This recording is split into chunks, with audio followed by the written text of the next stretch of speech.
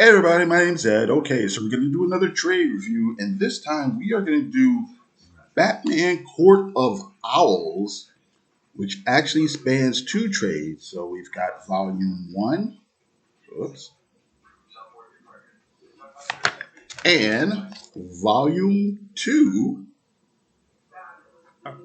And this is one of the titles that came out of DC Comics' New 52 reboot. Okay, so we're going to get into that in just a second. Okay, so again, these are the two trades that were released in 2012 and 2013, collecting Batman's number 1 through 12 and Batman Annual 1. And this is all about the Court of Owls storyline and a couple other backup stories.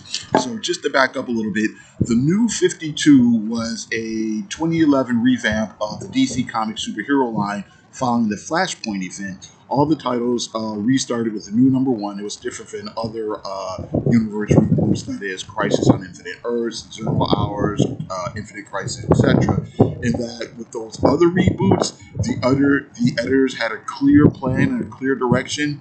Here, other than just a blanket statement that the superhero universe was only about 5 years old, there wasn't a consistent view about what was and was not canon. So there was much confusion not only among the fans but also among the creative teams. Some superheroes were supposedly making their debuts, while others kept their previous lore. And while many titles worked well in isolation as a cohesive universe, the New 52 was an unworkable mishmash. So the plot concerns what starts off with Bruce Wayne making an announcement about his new plans to rebuild Gotham City, and the new politician named Nelson March comes along the scene, and he vows to do the same. As Bruce and Nelson get close, an assassin attempts Bruce's life. There are rumors that this assassin has ties to an ancient secret society. Most people believe that the society is a children's fable, but Batman ultimately discovers that they are in fact real, and he must face their most deadly assassins and own up to how the society connects to the past of the Wayne family.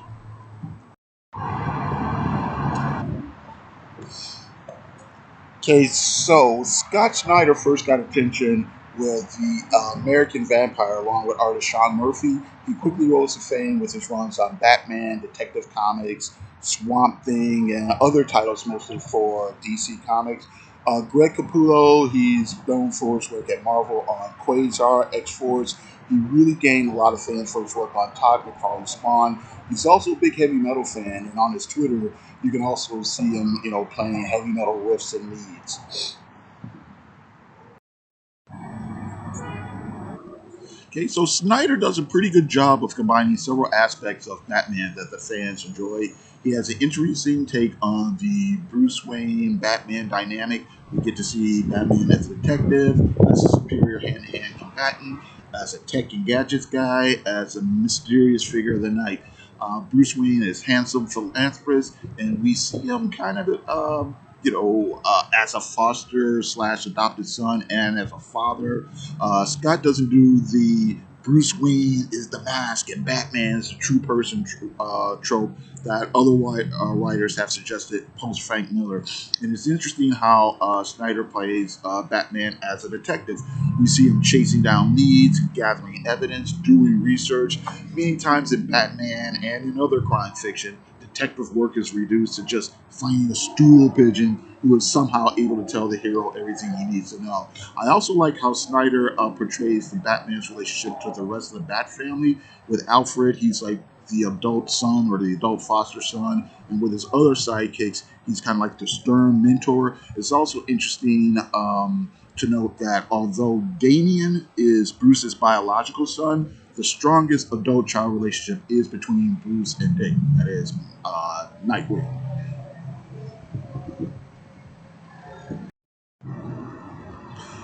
While the idea of an elite secret society has been used many times in various forms of either adventure, espionage, crime fiction, thrillers, etc., I enjoyed how it was done here with just the right amount of mystery and overreaching threat.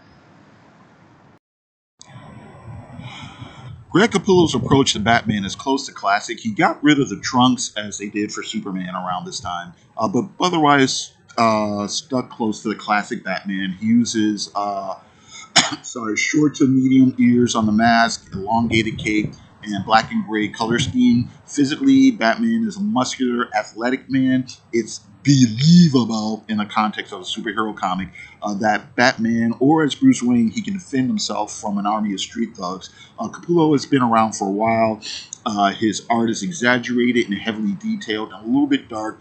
He's taken the best moments or the best elements, I should say, of the early image guys like McFarlane, Lee, Silvestri, and he's combined those elements and kind of made them his own. It's easy to see how he works so well on Spawn and how he's a good fit for Batman. I wouldn't mind seeing him do other superhero or street level characters. I don't know, the Creeper, Man Thing, Ghost Rider, maybe some vampire hero.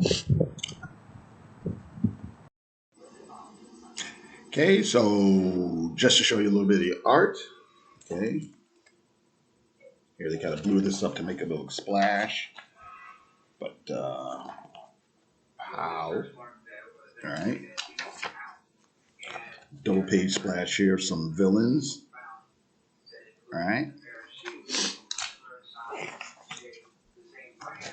here we go.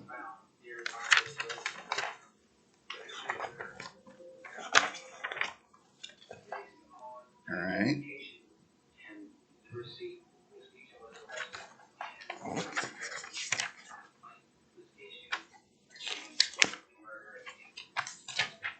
Oops. Another cool shot here.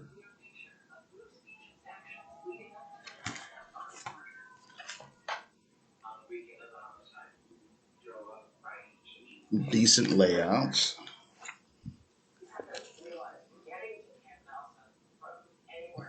Batman looking kind of spooky. Lots of nice shadows and shades. Nice anatomy. You know, it's kind of semi cartoony, semi underground ish in some places, but it still works for mainstream superhero art, or at least Batman type art, I should say. I'm not sure I would want to see Greg doing, like, say, I don't know, the Fantastic Four or something like that. But it's something like Daredevil, I think will work. Moon Knight, all these type of guys. And here, let me show you some stuff from Volume 2. Let's just open it up at random here. Ah,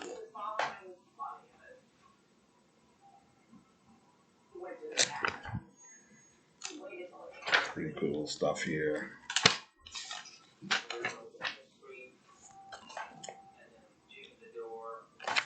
There's some other artists who seem like they had to do some fill-in work.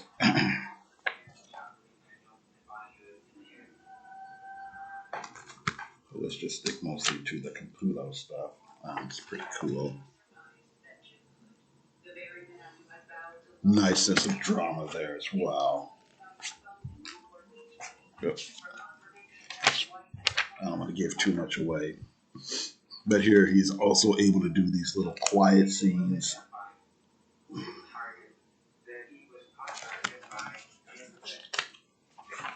And I'll give you this one too.